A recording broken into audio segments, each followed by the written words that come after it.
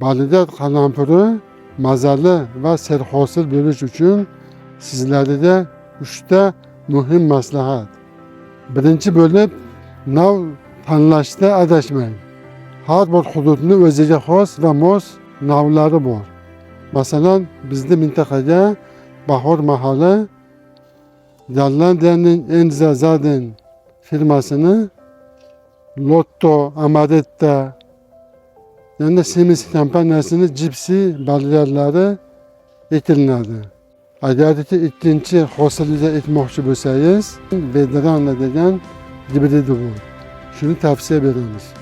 Balidar ko'chatini ob-havoga qarab har 2 kun 3 kunda suv berib turishi kerak.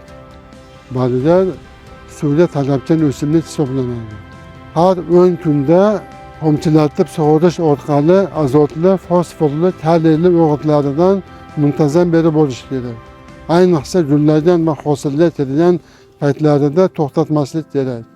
Har kuni yoki kun ora baliklarini tekshirib boring. Videolarimizni kuzatib boring. Hali oldinda kerakli va muhim maslahatlarni berib boramiz.